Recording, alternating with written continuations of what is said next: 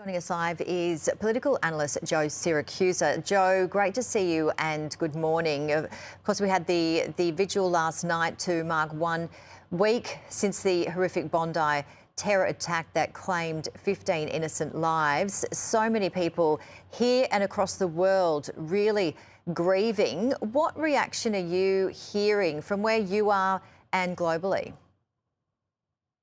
Good morning, Jenny. Well, look, in the United States, everyone has taken notice of this, the main networks, even the minor networks. And President Trump has made it very clear, and I think this is important for Australia. He said that if the United States discovers that Iran had a hand in last week in that mass attack, he says that they would have to pay for it. So, the fact that, what happens on a beach in Bondi could have a wild international implications is very interesting and should be reassuring to everybody that everybody's got this front and center. So I think that's very reassuring. The um, the thing is, and of course, the United States, it's hard to just digest a lot of this for just perspective reasons. In the United States, we've had 389 mass attacks, mass shootings this year, children and other places. And so we have one more to share with with Australia. So it's just another day in the office for Americans who put up with this too much. And all the time we're looking for answers. Is it gun control? Not necessarily. Is it better behavior? Maybe civility. Maybe. But for me, and I've been doing this for a long, long time in the Australian media. I've looked at every major terrorist attack since I guess the 1980s and 90s, and that is there tends to be an intelligence failure. People tend to be on people's radar. They fall off the radar, and no one's connecting the dots. And we don't want to blame anybody in the intelligence community directly, but this war against terrorism, whoever it is, it's a war of eternal vigilance.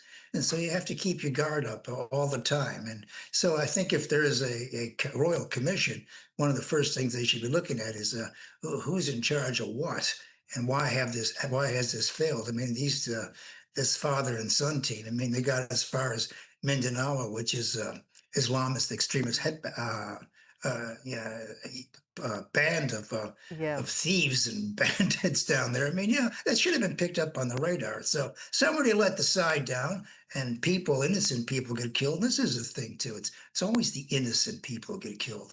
So, it's not like soldiers were in the way here.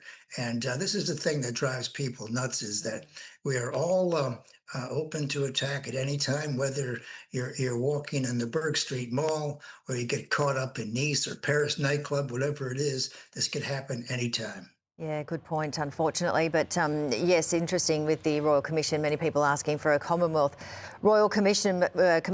We'll talk to Steve Conroy on that shortly. And also we've got a barrister coming on who is right across that situation. But we have a minute to go, Joe. More than a dozen files linked to Jeffrey Epstein. They've been vanished from the US Justice Department's website several days after they were released. And basically, people are asking why the files disappeared from the website. So many more questions.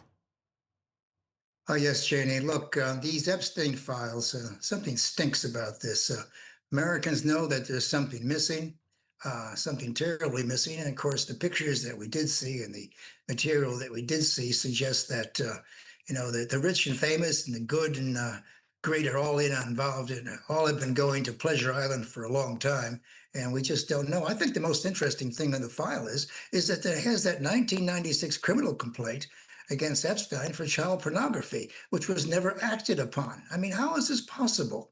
That you have a criminal complaint, no one paid any attention to it. So this guy, this Epstein's been a bad actor for a long time. How he got all those men, and I guess imagine some women with Ghislaine, how he got them to this island is just a mystery to me. Yeah. And of course, these pictures don't show criminal crimes, don't show crimes. They just show proximity. And so you can only imagine what's happening in the shadows. Yeah, absolutely. Joe Siracusa, always great to see you. Thank you so much.